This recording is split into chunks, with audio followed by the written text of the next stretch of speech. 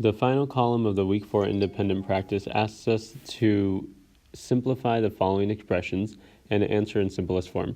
So all of these expressions are all adding or subtracting fractions, mixed numbers of fractions. And so we've had some more practice with fractions here recently. We did a remediation of it, so hopefully you've kind of started getting some steps down.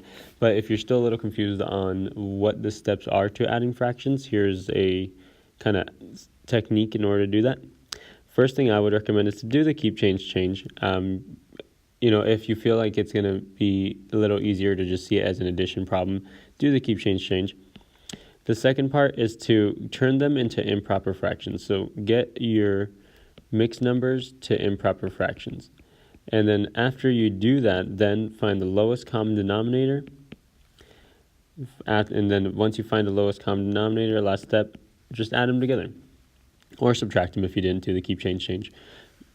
So it's just the really two important parts here is that you turn them into improper fractions and that you find the least common denominator. So here for this first part, I've got 4 1/2 plus 1/3. So I don't need to do any keep change change because this is already an addition problem, but I will turn them into an improper fraction by taking 2, multiplying it by 4, and then adding that product to the numerator of 1, which is going to give me 9/2. So you're going to keep the same denominator. And let me show you visually why it is that is 9/2 or 9 halves. If we had 4 1/2, we have 4 wholes. There's my 4 wholes, and then 1/2. Well, you can see that these 4 wholes are each 2 halves. And if they're each 2 halves, then adding them all together means that we have 2 plus 2 plus 2 plus 2 plus 1 makes it 9 halves. We don't add the bottom numbers together. And so that's why we can turn that 4 1/2 into an improper fraction of 9/2. And then we don't need to turn that 1/3 into any improper fraction. It already is a normal fraction with no mixed number.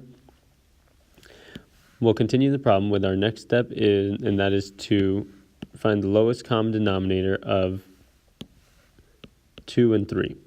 So what number do 2 and 3 both go into first? The lowest common denominator is going to be 6. 2 to get to 6, we're going to multiply the bottom by 3, so that means we have to also multiply the top by 3. Whatever you multiply the bottom by, you have to multiply the top by the same thing. That's going to give me 27/6 plus the 1/3 will turn into a 2/6.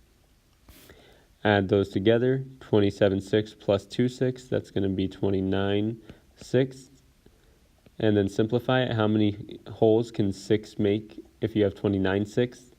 6 goes into 29 4 times with a remainder of 5/6. If you're wondering where I got that from, I did 29 divided by 6. 6 goes into 29 4 times with a remainder of 5. I'm not going to turn this into a decimal. It goes in a total of 4 times, means it can make 4 wholes out of it. So that's where I got this number. And then you have a remainder of 5/6.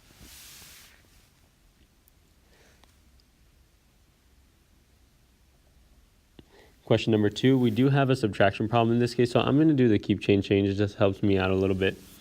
And then I'm going to take my next step, turn them into improper fractions.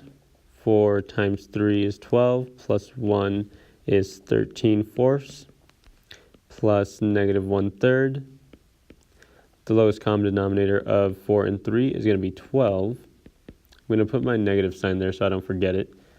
4 to get to 12, I'm going to multiply it by 3. Which means I'm going to need to multiply the top by 3 as well.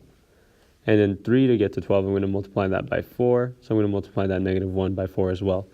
Just to keep reminding you guys that whatever you multiply the bottom by, you have to do the same thing to the top. 13 times 3 gives me 39/12. And then negative 1 times 4 gives me negative 4/12. Finish it up by adding them together. 39 plus negative 4 is 35/12. And then finally, turn it into a mixed number. 12 goes into 35 2 times with a remainder of 11/12. And then the last example that I'll do for you, I'm going to leave the last ones on your own. The last example I'll do for you is this whole number example where I have 5 minus 1/3.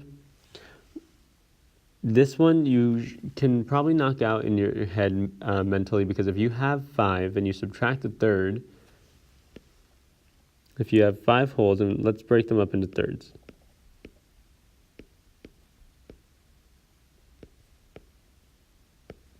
You have 5 wholes and you break it up into thirds, and then we subtract 1/3.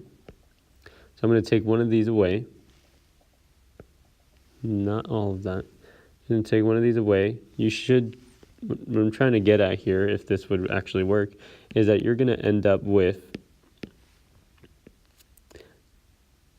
you're still going to end up with 4 wholes, because you're only taking a third away. So you still have all these 4 wholes over here, but just one of those wholes now is a 2/3 because we took away 1/3.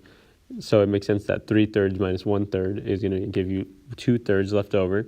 And so very straightforward, your answer is going to be 4 and 2/3. You took away 1/3, that leaves you 2/3 of what was that 5th whole. Now, if we were to solve it systematically, though, if we were to actually use the algorithm we were talking about, what we would do here is we would turn that 5 into a whole number by putting a 1 underneath it. And then 1 and 3, those denominators have a lowest common denominator of 3. And then that 1/3 already has a denominator of 3, so we're just going to stay as 1/3. 1 to get to 3, I'm going to multiply by 3, which means I need to multiply that 5 by 3. 5 times 3 is 15. And then 15/3 minus 1/3 equals 14/3. 3 goes into 14 4 times with a remainder of 2/3. So we still get the same answer, but now we have solved it out systematically. So I'll leave the last 3 to you.